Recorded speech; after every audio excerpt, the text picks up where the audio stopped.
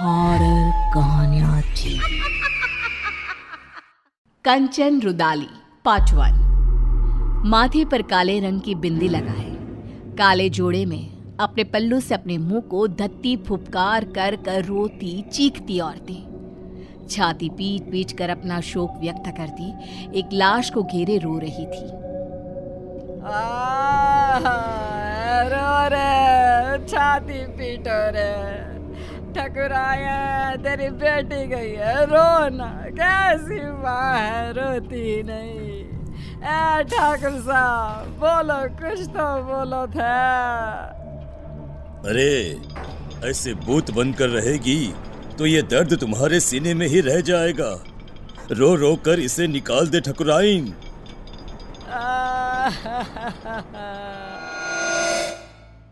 राजस्थान में ये प्रथा सदियों से चली आ रही है।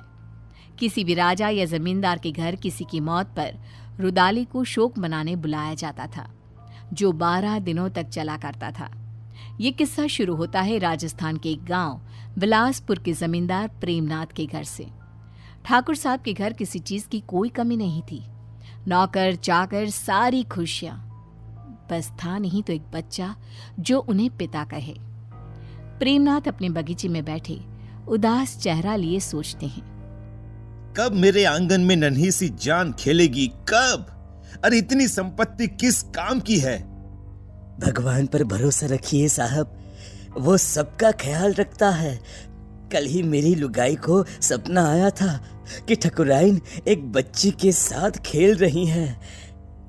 क्या सच में? तो वो श्राप जो हमारे वंश को लगा था। अरे अरे अरे, कितने समय बीत गए ठाकुर साहब, अब काहे का श्राप? कितने दिन ही छिपा करता है, हैं? अब तो आप खुशियां मनाइए। माली की बात सच निकली और ठकुराइन गर्भ से रही और 1 साल में ही उन्होंने एक नन्ही सी जान को जन्म दिया, जिसका नाम निशा रखा गया। निशा यानी अंधेरा, घोर अंधेरा। और निशा की पसंद भी कुछ ऐसी ही थी। बचपन से उसे काली चीजें संजोने का बड़ा शौक था। हे भगवान, ये काली गुड़िया कहां से ले आई? फेंक इसे निशा, डर नहीं लगता तुझे?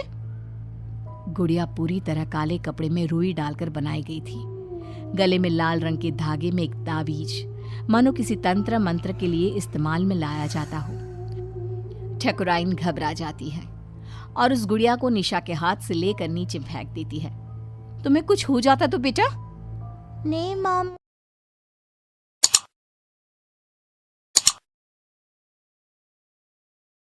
मुझे क्या होता?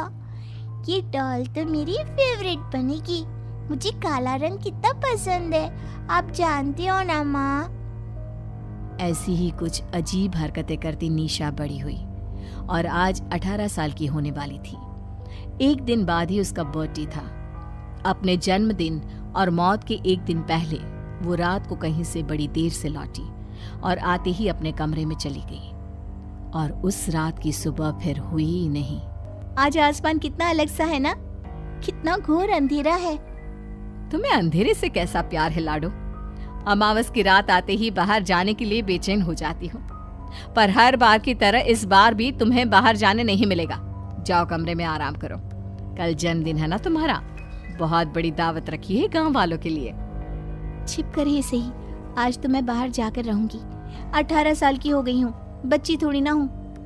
मेरा बर्थडे तो बाहर ही सेलिब्रेट होगा। ठीक 12 बजे निशा छिपकर बाहर चली जाती है और सबके सोने के बाद वापस लौटकर सीधे अपने कमरे में जाकर लाश की तरह बिस्तर पर गिरती है और एक टक खिड़की के बाहर ही देखती रहती है, मानो कोई बाहर आसमान से उसे देख रहा हो। रात के 3 बजे। ओ अंकल, जल्दी चलो ना। निशा के आगे लाइन में लगा हुआ आदमी अपने हाथ को शरीर से अलग कर निशा के हाथ में देता हुआ कहता है, अरे परेशान कर दिया है, अब आगे वाला बढ़ता नहीं तो कैसे बढ़ूं मैं? इस हाथ से उसे नीचे जलते आग में धक्का दे दो। ये सब क्या है? गुनु काका, आप तो पौधों को पानी देते हो ना, आप यहाँ और हम सब कहाँ जा रहे हैं? और आपके हाथ कैसे कटे? यहाँ कोई किसी का मालिक नहीं और कोई किसी का नौकर नहीं छोटी मालकिन। मौत के बाद तो सब बराबर है, सब। काश अपनी बेटी से जीते ही मिल पाते हम। कोई नहीं, तुम मेरे पास आ गई। खैर, देखो हम मर चुके हैं। कल रात ही तुमने भी दुनिया को अलविदा कह दिया। अब तक तो तुम्हारे शरीर को जलाने की तैयारी भी शुरू हो गई होगी। रात को तो मैं घर पर अपने बिस्तर पर लेटी हुई थी, फिर क्या हुआ? काका, ये सब क्या है? मैं सपना देख रही हूँ ना, मुझे वापस जाना है। निशा चारों तरफ देखती है। चारों ओर भूत पिशाच तड़प रहे थे। हमें जाने दो। गलती हो गई। काका, मुझे बहुत डर लग रहा है काका। कुछ आत्माएं स्वर्ग और नर्क के बीच में फंसी रह जाती है। ये वही दुनिया है, प्रेत लोग। अब पता नहीं कब तक यहाँ रहना होगा। काका, मुझे बचा लो प्लीज। माली अचानक पीछे पलटता है और निशा को नीचे जलती आग में धक्का दे देता है।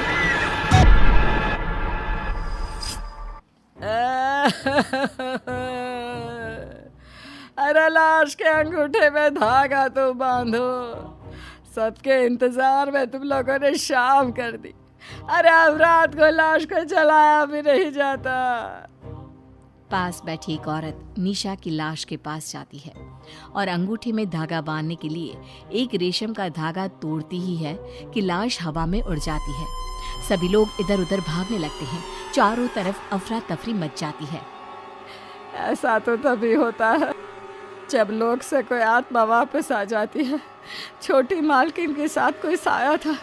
इसका शरीर जला दो वरना यह सबको खा जाएगी। न जाने क्या लेकर लौटी है। कंचन रुदाली निशा की लाश को पकड़कर उसके सीने में एक पत्थर रखकर उसके कान में कुछ बोलती है। क्रिया कर्म की कोई रस्म किए बिना ही सभी निशा की लाश को जला देते हैं। चली गई मेरी बिटिया। अब तो मेरी गुड़िया मेरे पास ही रहेगी।